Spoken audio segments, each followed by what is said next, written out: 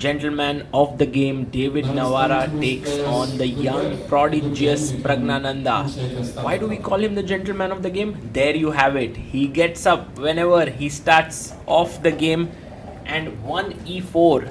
Now Pragg has won the first classical game. So if he manages to draw this one, he should be through to the next round. After 1 e4, he takes his time like he always does and tries to figure out what he wants to do. David has played his pawn to e4, but look at Pragg's focus. Just completely engrossed at the moment. Maybe a small prayer there. Maybe just getting ready for the game. Getting into the zone.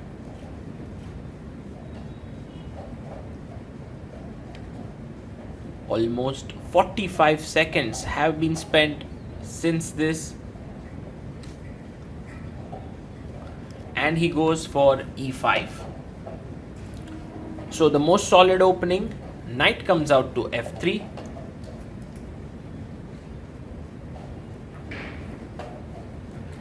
And now Pragg plays his knight out to c6. Bishop to c4. What better opening than the Italian when you are in a must-win situation? Bishop comes out to c5. And now David pushes his pawn to c3. Pragg brings his knight out. He's attacking this pawn. The two main lines here, one is the direct d4, the other is more subtle d3, and for a must-win game, it's a very good idea to play d3. a6 played by Pragg. Pragg is actually a big expert of the Italian from both colors. He studied it thoroughly and has a lot of ideas up his sleeve. Bishop g5 is somewhat trending these days. Almost all the players are playing this. The early pin on the knight, you don't castle your king, it's still in the center. h6 played by Pragg, asking a question, do you want to take it? Well, bishop goes to h4. And now Pragg pushes his pawn to d6. He's keeping his options open, whether he wants to castle or not. a4, gaining more space on the queen side. So Navara first goes and pins Pragg's knight. Then he gains space on the queen side.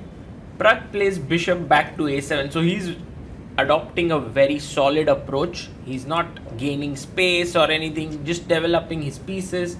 Knight comes out to d2. And maybe now you may want to castle, that is possible, or you want to play bishop e6, but there is also a possibility of playing g5. Pragg first plays his queen up to e7. This has been played before. Navara comes back and he's still in his prep. He castles, has only used couple of minutes on the clock. Pragg also seems to be in his preparation. And now plays his pawn to g5. This, in a way, is a signal that Pragg is not going to play for a draw in this game. He wants to play a fighting game of chess. And this is what is so refreshing about these youngsters. They just fight in every single game. It doesn't matter whether they are in a, leading in the match or anything of that sort. Knight f8. Now, the idea of knight d7 is knight f8, knight g6 and putting your knight here. So David pushes the pawn to b4. But now the knight jumps back to f8, and if it gets to g6, then g4 is coming in, because then you can no longer go knight h4. Then h5 is coming in. So David very quickly goes and hits the queen side because he knows he doesn't have too much time. Knight comes to d5. This has already been seen in the games of Wesley So versus Carlsen. So it's played at the highest level, and of course both the players are aware of it. Pragg goes h5. This is another advantage of moving the knight from here. Now your pawn is defended, so you can push h5. You're threatening to trap the bishop with h4. Navara goes h4. He stops Pragg's pawn from coming ahead, but now the other pawn will move forward. Also, you must notice that b takes a6 is generally met with the move c6, because yes, this is pinned, but c6 is coming in. Knight goes back to e1. And black would not want to open up the queen side. He's happy with the queen side being closed. Knight comes out to g6. And now the h4 pawn is hanging, but David hits in the center. Now, this move is aimed at going against the black king. It's still in the center and you want to simply open it up. But Pragg may not want to open the position. He can actually play either the move c6 or he can go and chop off this pawn. Amazing. He's just taken a pawn here. And now David has to figure out what to do. Because if you take on e5, I'm simply going to take back, and this is a fine position with my bishop opening up. So you don't want that. Whoa, f4. What a move. This is the genius of David Navara here. Look at that. If you take g takes f3, you are in trouble, because after this, f7 is weak. But Pragg says, what about e takes d4? And then if you take back, I'm going to take here with a check, and then your rook is hanging. He takes back. But the problem here is, guys, after bishop takes d4, king h1, you'd never want to take this rook. Because after queen a1, look at that queen being so active on this diagonal. And so Pragg does not take this. In fact, he plays the pawn up to c6, which is a fine move. Pawn takes. And Pragg can recapture back with the pawn. Now, one thing is very clear here. Even though the engines prefer black very so slightly, this is the kind of position you want when you're playing in a must-win game. So David has done well. He's going to give up another pawn. When the king moves here, he's ready to just give up this rook, which you don't want to take. You can move your knight back, but then f5 gets it very sharp position. But Pragg blunders big time with d5. Now, Pragg's intention is very clear. What he wants is that after takes, he wants his knight to come to f5. He's clearing the square. So completely understand. But this is a big mistake. And the reason is you can play knight to c2 defending here. And once this is taken, you can push your pawn. But in fact, David goes directly f5, and which is also a good move. Now Pragg takes on d4. Knight c2 instead of f5 would have been such a good move for white, would have given him a great position. But even now, the position is super complex. Bishop e5 is a good move because you really want to trade off this bishop. It's an excellent piece. Imagine if you had played a move like takes, then after knight takes here, it's just game over.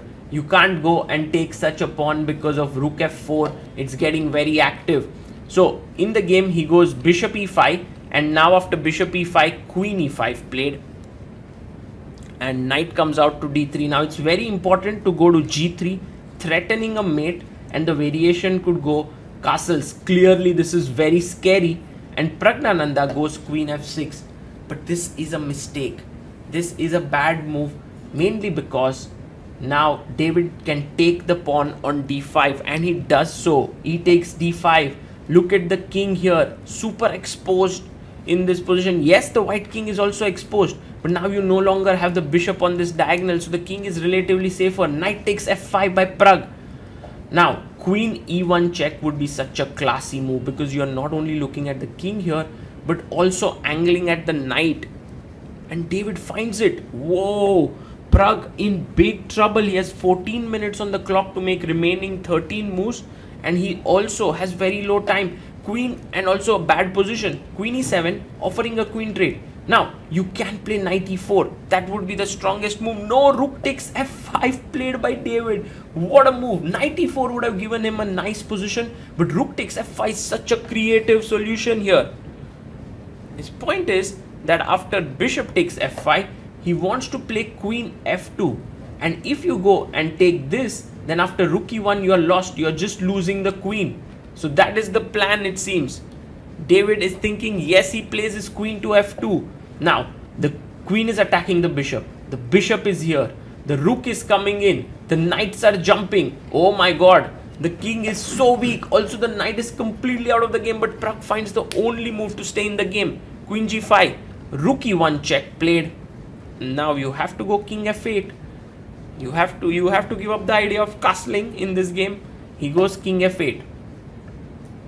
And now knight to e5 looks very, very strong and powerful. But he plays d6. He opens up this bishop. Somehow in this position, knight b7 is a great move, because you will then bring your knight into the game, which is not playing right now. But Pragg goes rook h6. This is also a fine move. And let's see what David has up his sleeve. He goes knight to e4. And of course you can't take the knight. It's a mate in one here. But what do you do? Where do you move your queen? If you move your queen here, then after knight e5 you are busted. So the only move is to push the pawn. Pragg finds it. Now if you take on g5, then this is winning for black. So he plays knight g3, which is the only move again. And now the bishop is hanging. You can't move it away because f7 is weak. So rook f6. Both players finding the only moves here to keep the game going. It's such a complicated game. Knight c5. Somewhere it seems like with this knight he's prevented the black knight from coming into the game. Pragg must find rook d8, but instead he goes bishop g6. And this is a mistake, because after check, king here takes, and queen e3. White has a very powerful position because rook f1 is coming up. But instead, David goes for the second best move in the position. He goes queen d4. He wants to sort of give a check. When king goes here, he wants to pin it, and then the rook comes in.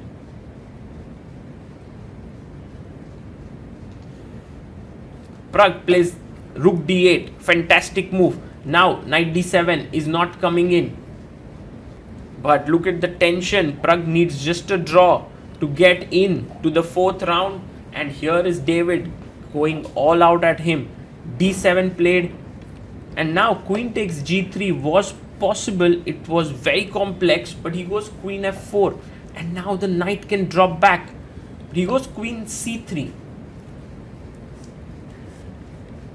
And what does Pragg do? His knight is also under pressure. He goes knight b7. This is a very important move, because if you take on b7, then after queen h4 check, king g1, rook d7, black is doing fine. So he goes here knight e4. But now Pragg can take it. He takes the knight. Knight takes e4.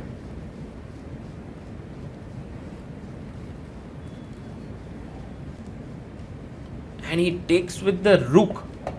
This is a blunder. Knight takes e4 was the best, but then it was already time to sort of get into, the position is going towards equality. So David tries to sort of muddy the matters, goes rook e4, but queen g5. Pragg again finds the best move in the position.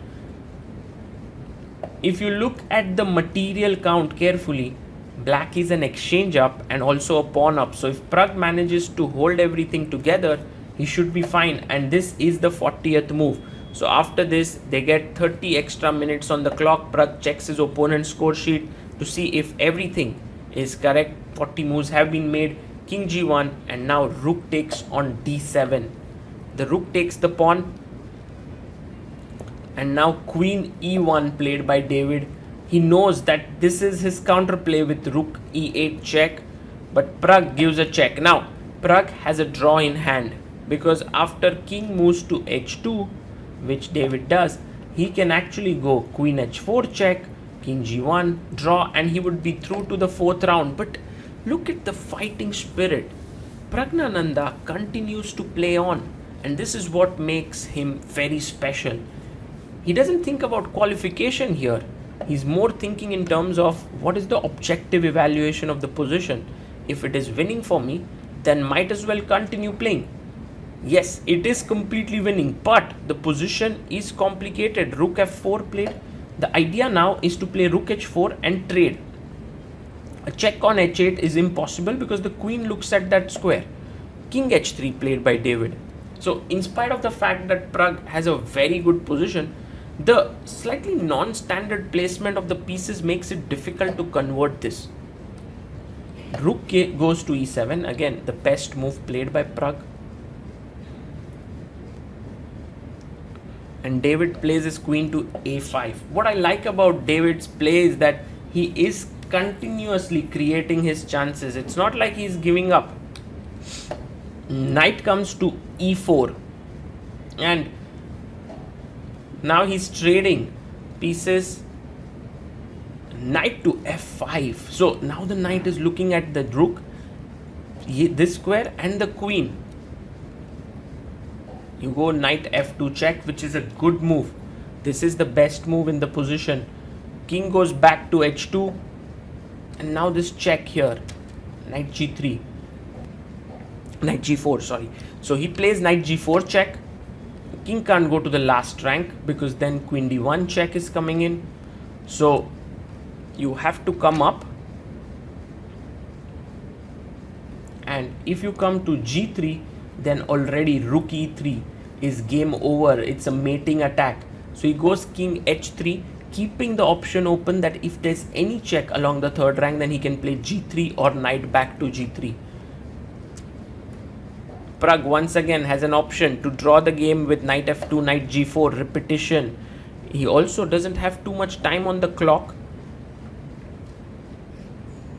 Is he going to get tempted by the qualification spot? King h2, and you can see him there thinking whether he should repeat or not. Well, he repeats it once. Knight g4.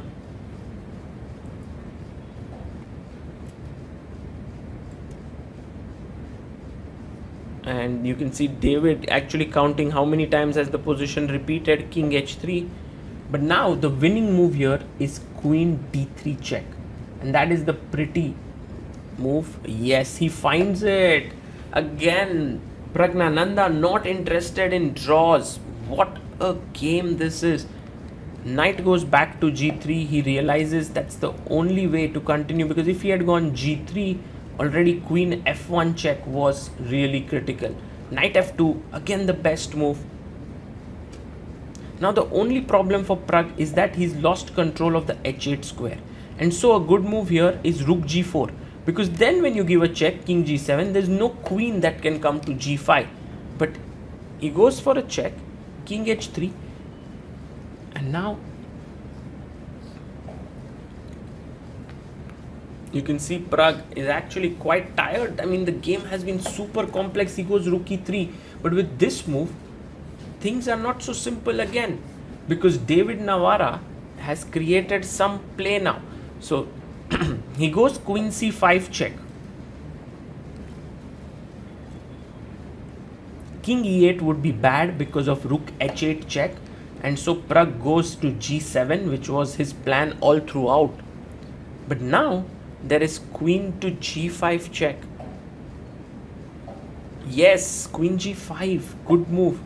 And after queen g6, which is Pragg's prep, now the only move for black to be in the game is to come here, is to come up with the king, and he finds it. King h5, h4, because now the rook is hanging. And now Pragg should have played here takes, takes, king f8, takes, takes, takes, rook a3, and this is a winning endgame for him. But instead, he blunders with knight f6. And the good news for Pragg is that the position is a draw now. Queen takes f4. But the bad news is that he was winning all throughout and he could have won it. But queen takes g3 played. And now with just 2 minutes left on the clock, it seems like Pragg is out of danger. Rook takes g3.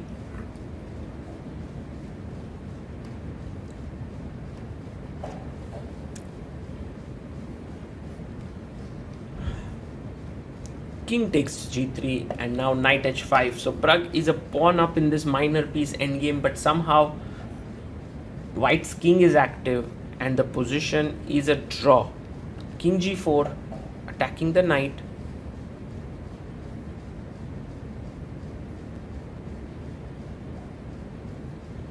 Knight f6 check. And king f5. Well, of course, Pragg would be a bit upset with himself that he couldn't convert this into a win, but at the same time, what a grandiose fight it was. It was such a complex position with both players making non-standard moves. It was humanly not possible to calculate everything.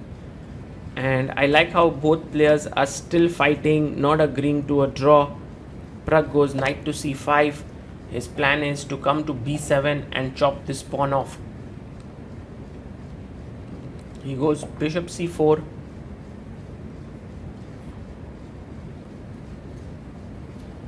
And now the knight comes back to b7.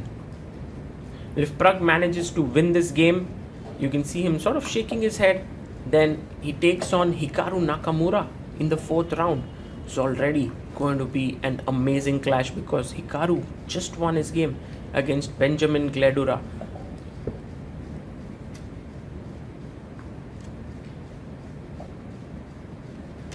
Pragg goes knight b3.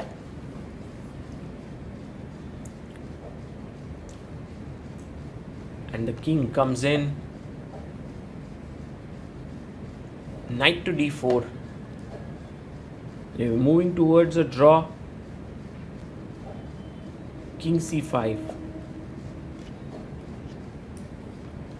Knight to e6 played. Is someone going to offer a draw? King takes c6. Pragg offers a draw. David Navara gets up from his chair. Even though he lost the match, he still is so respectful to his opponent. Amazing. But Praggnanandhaa, what a fighter he is. He wanted to win there at all costs. He would be upset that he couldn't win, but also happy and relieved that he's through to the 4th round of the World Cup 2023. And it was a brilliant game filled with so much excitement. Really, Navara and Praggnanandhaa treated us to something truly special here.